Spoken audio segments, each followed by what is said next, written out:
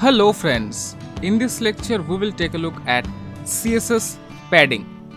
Remember, in our last lecture we have seen CSS margin, which is applied outside the element. Now let's provide CSS padding. So after margin, let's write here say padding. Again you can have padding right, padding left, padding top, all with a different property and value, but I like to have the shorthand format because it will make your life easier. Yes friend. So let's write here padding, say 20 pixel. Now save it. Now hit refresh, here it is.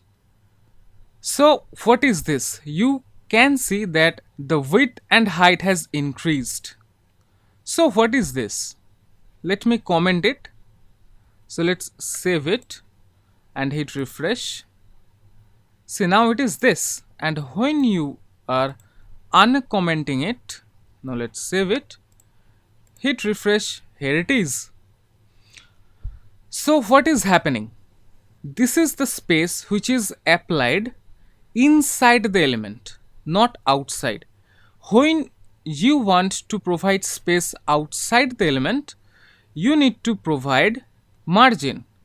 But when you want to add a space inside, just inside the element, you need to have padding. Say for example, let me show you a different example. Let's have an anchor link. ahref equals hash. Now let's write here say click me. Let's save it. Come here, hit refresh. Here it is, click me. Remember here we have the margin bottom 40 pixel. Yes. Now let's style this. Let's provide a background color BSCK0UND background color, say hash 333, again same, and color say red. Save it. Now refresh. Here it is. And there is another thing that is annoying, that is the underline effect. So text decoration none. Let's save it. Now we will not be having this underline effect. Yup, here it is.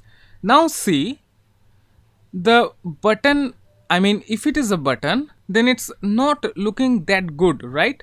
So let's make it look good. How?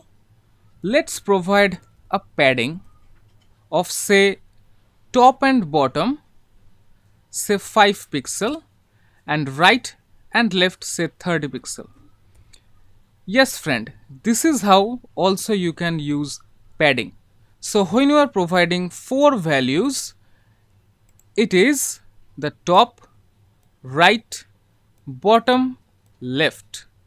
When you are providing only one value, it's implementing on all the sides the same value. And when you are writing only 2 values, this 5 pixel is for top and bottom and this 30 pixel is for right and left. So now hit refresh, but before hitting refresh, just take a look that now we have no space inside. And when you hit refresh, you will see 5 pixel gap at the top and bottom of this click me and 30 pixel space at the right and the left, but inside this element to make it look good. Let's hit refresh now. See, now it's looking kind of cool, isn't it? Now it's looking like it's a button. Let's spice it up by just adding a border radius. Yes friend, I'm a really fan of it. Let's provide it a 5 pixel. Let's save it. Hit refresh. Yup. See, it's looking really cool, isn't it? Okay friend, so in this lecture we have cleared the concept of padding. So till now we have seen margin and padding, and we have also seen where we want margin and where we want padding. So where we want margin if we want to have space outside the element. And when we want padding, when we want space inside the element. So that's it, friends. In our next lecture, we will take a look at the very important thing which is related to this margin and padding, and that is the box model. Yes, friend. So here I conclude this lecture. See you in the next lecture. Till then, have fun. Take care.